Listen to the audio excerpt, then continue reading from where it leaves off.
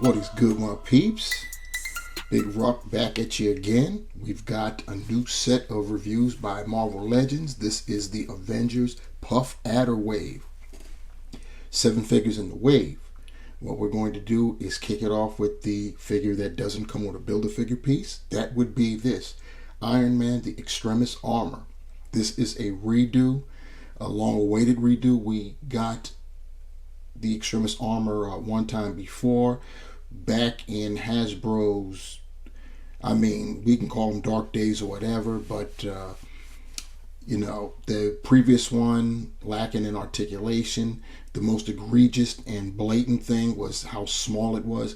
I don't know, Hasbro was all over the place with their scalation, and we'll take Iron Man for example. Iron Man and Thor. On paper, statistics, both of them, Tony Stark when he's in his armor, and of course Thor just naturally take off his helmet, are listed at 6'6". Now, artistic license has always drawn Iron Man a bit shorter than Thor. So that's cool. But he still, for the most part should be bigger than everybody else.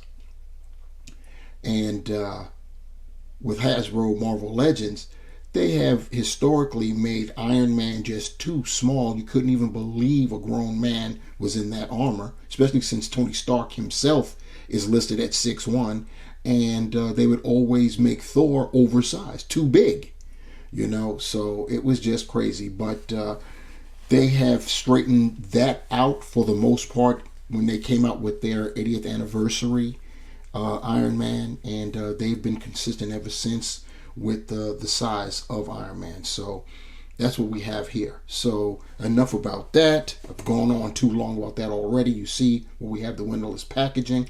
You've got the digital render of Iron Man in his Extremis armor right there on the cover. As I stated, this is the Puff Adder Build-A-Figure wave, and there's a sketch of Puff Adder right there. And we have a list of the figures required to build Puff Adder. We've got the Avengers logo at the top.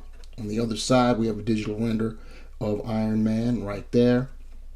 On the back, I should say art, not digital render. Excuse me. On the back, we have another digital render and a illustration of the accessories that Iron Man comes with. It comes with a pair of open repulsor blasting hands and repulsor effects. So that's what we have there. So turn your back to the front. You already see that I've got our boy out of packaging, so we may as well jump into it. As I stated already about the accessories, here are those repulsor blasting hands, and you see it's got the portholes to accommodate the accompanied repulsor blast effects. And here are those effects. They're molded in a translucent yellow. We've gotten these effects in all kinds of colors, but they've remained consistent with their translucence. And so better to have them than to not. Here we have Iron Man rotating 360 on our base. My first glance is definitely an improvement over the previous edition, and I can say that because I've got the previous one right here on standby, so you'll all see what I mean. If you've never seen that particular figure before, you'll understand exactly where I'm coming from. The colors are, I have to say, the red for me is kind of dull. The gold trim, that's pretty cool considering. But the red seems kind of dull to me. We'll see how it measures up against the original in terms of just the color apps, the paint apps. So let's get our Extremis Iron Man off of the platter and take a closer look, and also compare him with the previous iteration of this armor. Now we've got our Extremis Iron Man up close. And you see right off the bat, we'll start with the head sculpt. Definitely nice head sculpt. This one actually is more accurate to how he was portrayed in the comics than on the original figure. The gold is pretty cool. The eye slits are also just gold. It could have done with some white paint. I would have preferred that for sure. And you see the triangular chest plate, or for you guys, you post 2008 guys, the arc reactor. And you see what I'm talking about in terms of the colors of the red. It actually looks a little bit more vibrant on camera than it does in real life. I'm looking at my viewfinder, and he looks a little bit more vibrant that way than I'm looking at him straight up. But it is what it is. Also, I've got his power packs raised up when I did my making sure the articulation was on point. So let me get them down so he can appear the way he's supposed to appear. There you go. Those packs on the side are supposed to be that far down, midway between the waist and the hips. Anyhow, enough about that. You see he's basically the gold and the red. You see that he's pinless elbows, pinless knees. Gotta love that. And yeah, more of that red there. Going in the back, ain't nothing really going on. You wouldn't expect anything to. So that's what we have there. So that's pretty cool. Let's look at that articulation real quick. His head is on a ball hinge, and can you go back? I worked that before. Yeah, there you go. You see how far he can look up. Gotta love that for a flyer. That's wonderful. And he can look down that far. Of course, he can 360 it. His shoulder pads are on his actual shoulders, not there on the body part. So it's going to fold up like that. And if you keep it like that, it's going to warp. So you'll probably have to use heat to get it back. But you can get almost 90. Go down. You see how that's sticking out like that? It'll go back eventually. But if you keep him posed like that, it's going to stay warped until you apply some heat. You can 360 it. He's got the bicep swivel. I already talked about double jointed pinless elbows. So you got that right there. Pretty cool. You've got the swivel at the wrist, horizontal hinge. He's got diaphragm crunch that he can go forward only that much.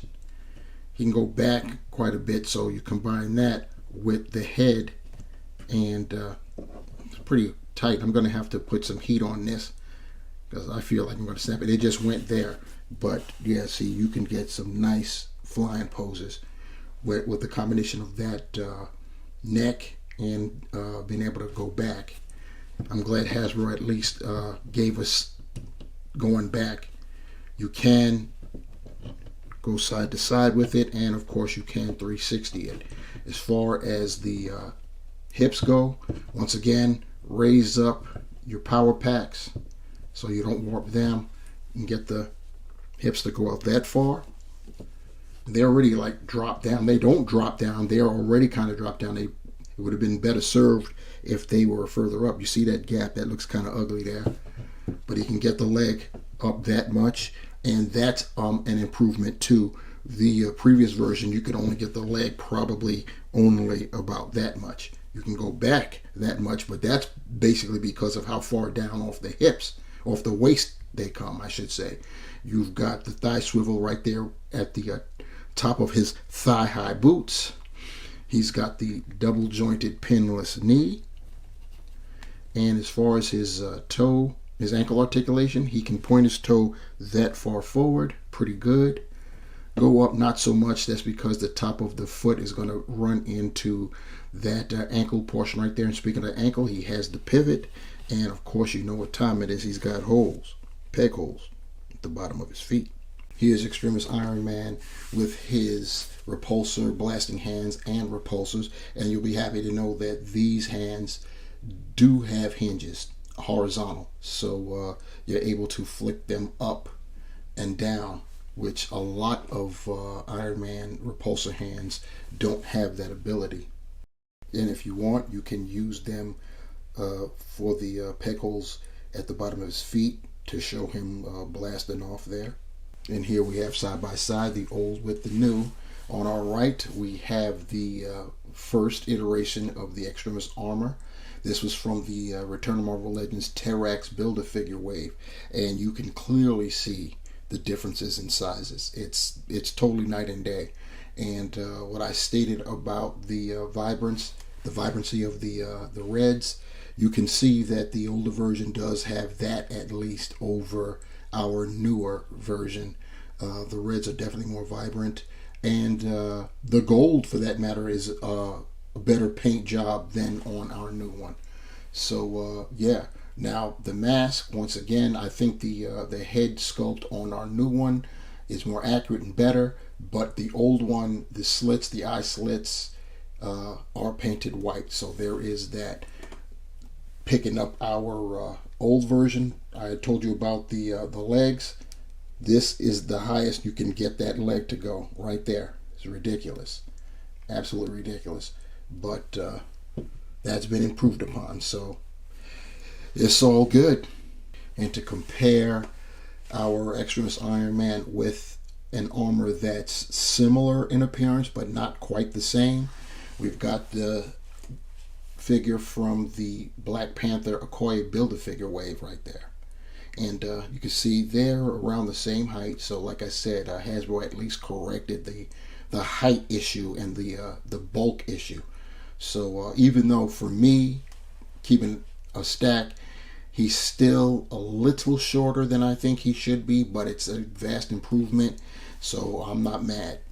So to sum it all up, the Hasbro Marvel Legends Puff Adder Wave, Avengers Puff Adder Wave, Extremis Iron Man, first up to bat in this series of reviews, is a definite improvement over our first version. Welcome addition. Yeah, it's another Iron Man figure, and I know a lot of us are burnt out or getting that way from getting Iron Man with every wave seemingly. But that's what happens when you've got a lot of armors, and when you're one of the most popular characters in Marvel, and you could thank the MCU for that. You're going to get iterations over and over again. That's going to happen with Iron Man. It's going to happen with Wolverine.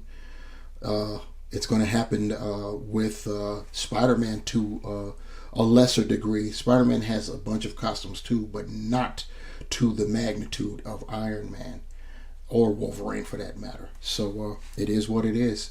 You know, Iron Man for the Avengers, Wolverine for the X-Men. Gonna always get one in a wave. You know what I'm saying? Almost without fail. But it is what it is. It has very decent articulation. The forward diaphragm could be better, but it's still all good. The coloration is a bit dull for my tastes. The first version was more vibrant, and the gold highlights were more golden. It is what it is. You know, in terms of the accessories, set of hands and a set of repulsors. I could go on ad nauseum about the lack of accessories, but that's the direction Hasbro's going in now. So there's no reason to harp on it. It is what it is. We're not going to get a lot of accessories. In fact, you guys may as well brace yourselves. We're going to be getting less. So we get a set of hands. That's about standard now. Sometimes we may get an additional head. That's a bonus. Be happy.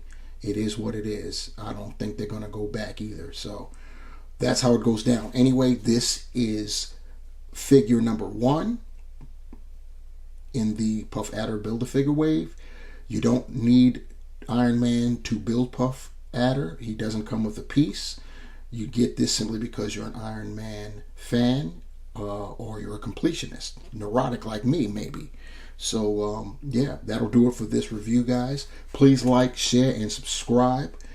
It'll help the algorithm. I'm not going to harp on that too much longer. It is what it is. People are either going to give me a thumbs up or thumbs down, or not at all. Leave your comments below if you have questions, concerns, critiques, whatever. Share the video. Please do that if you'd be so inclined. And if you want to be notified for the next time I upload one, you can hit that bell while you're down there too. And also while you're down there, why don't you hit that subscribe button if you haven't done so already? So that'll do it on behalf of Iron Man, Extremis armor, the redo, the long demanded, long awaited, and greatly appreciated redo. I am the Ruckus, leaving you with this. Remember, the hunt continues, and I'm out. Peace.